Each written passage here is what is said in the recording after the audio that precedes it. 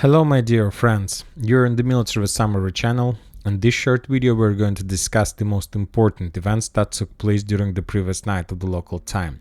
The Russians attacked Ukraine with different types of missiles and Geraint drones.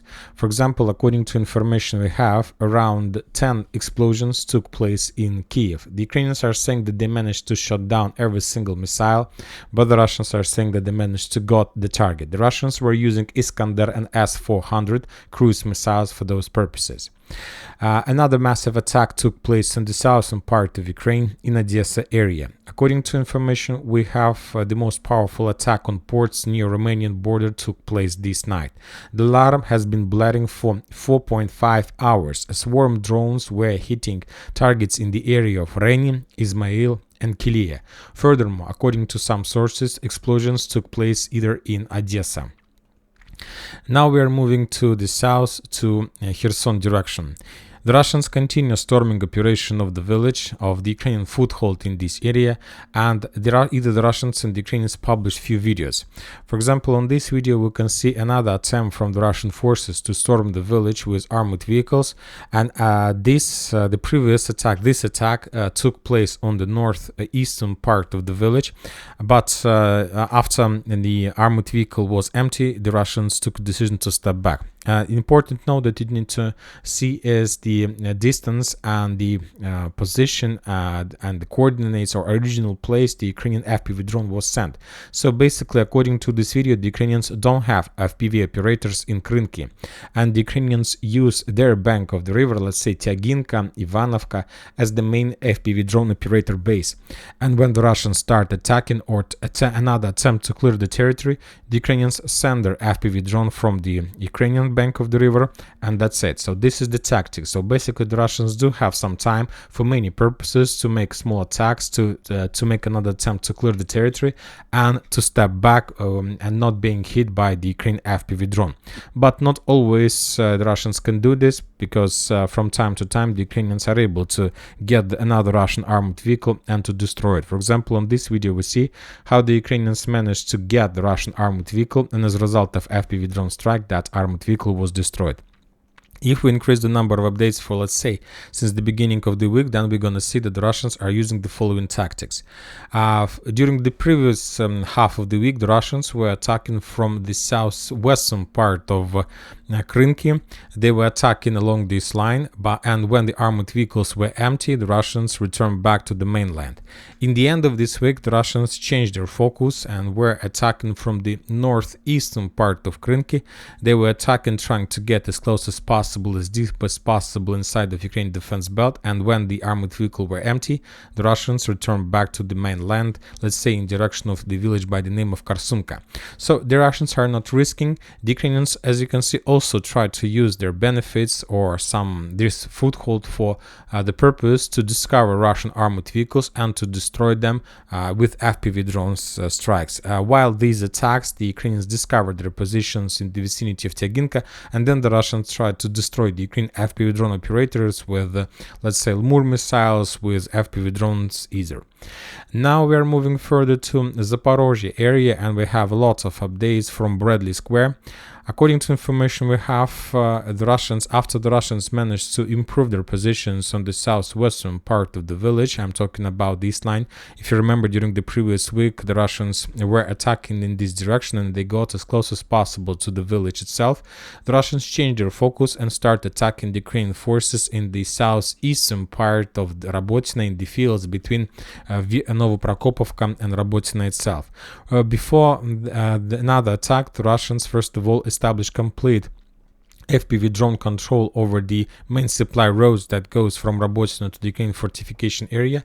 As a result of those strikes, the Russians managed to pin down the Ukrainians and not to allow them to send reinforcement. After that, the Russians launched the ground operation, and we have geolocated video how the Russians were clearing this territory, the territory that was completely cut from Rabotina, from the main supply roads. The Ukrainians, there was a small resistance from the Ukrainian side, but at some point the Ukrainians realized that they don't have any chances to survive, and basically they surrendered almost without any clashes from their side. So for now, we don't have any real geolocated end of Russian operation where exactly the Russians were stopped. But as I understand, according to geolocations we have, there are very high chances that before the next video or in the next days, we're going to update the map and show this entire square under complete Russian control. At least we have this one as in Russian control.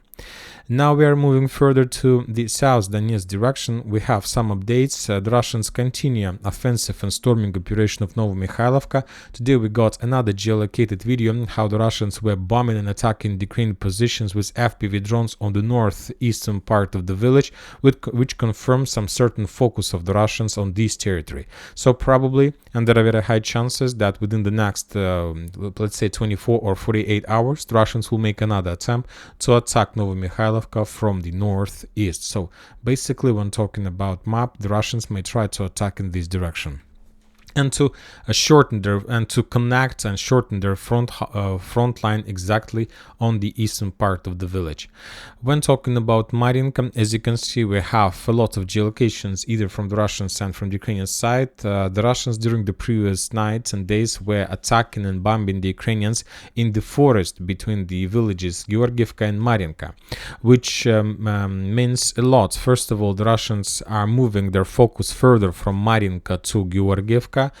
From the second point, we see that the Russians are trying to attack and not to allow the Ukrainians to counterattack Mariupol, let's say, or something like this. The Ukrainians from their side published the video how they were attacking the Russian forces in the western part of Mariupol, which means that the Russians still haven't managed to dig in deeper in this area, that the Russians still need some time to clear this territory, and it's very risky time when the Ukrainians can concentrate, collect forces and counterattack and basically to return control even over the western part of Mariupol. So it's a very difficult time, and when the Russians need to complete the creation of this foothold. So currently the battle is taking place in this area and mainly between FPV drone operators.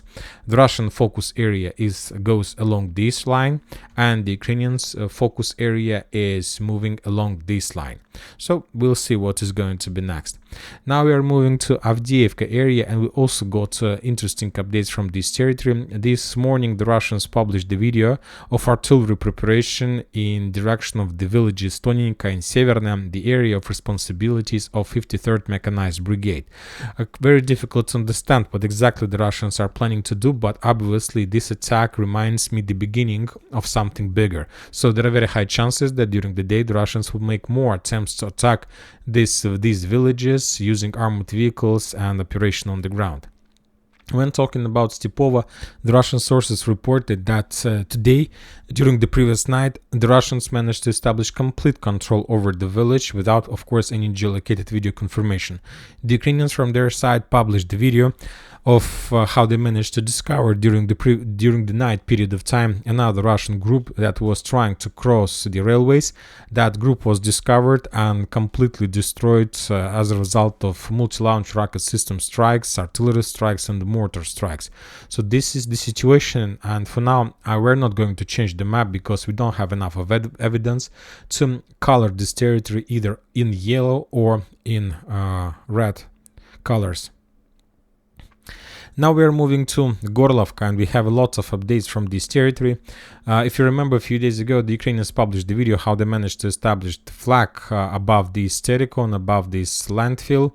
We had the video that was published on the 12th of December by the intelligence service of Ukraine, and today, 2 days later, even not today, but yesterday, for example, the Ukrainians have already published, the next day, they published the video with the flag. The Ukrainians published the video how they were attacking the Russian trenches and fortifications on the hill with FPV drones, which confirms that maybe the Ukrainian flag was on this tericon just for a few hours, not more. And today the Russians most of the mappers have already updated their map. And when talking about the area a little bit to the north, the Russians published the video how they managed to capture the Ukrainian flag, which confirms, I believe, complete control or complete restore of Russian control over this territory.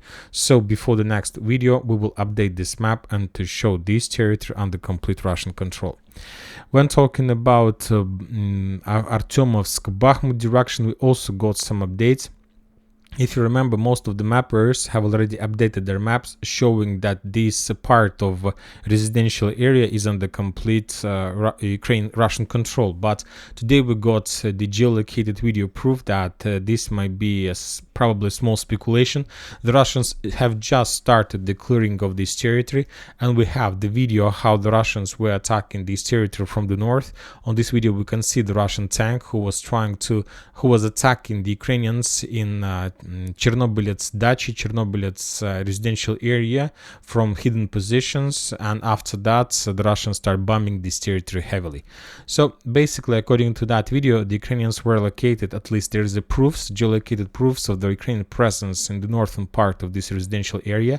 The Russian tank was attacking the Ukrainians from this line. So as I understand, maybe today we're going to receive some updates about another progress, but for now I will keep this map as is, showing this territory at least in the gray zone. Maybe even it's better to show this territory under Ukrainian control. And as I understand, that's it for today. Military Summer channel reminds to condemn any violence in the world. Thank you for watching. Subscribe to my channel, put your likes, join my Patreon, and have a good day. Bye bye.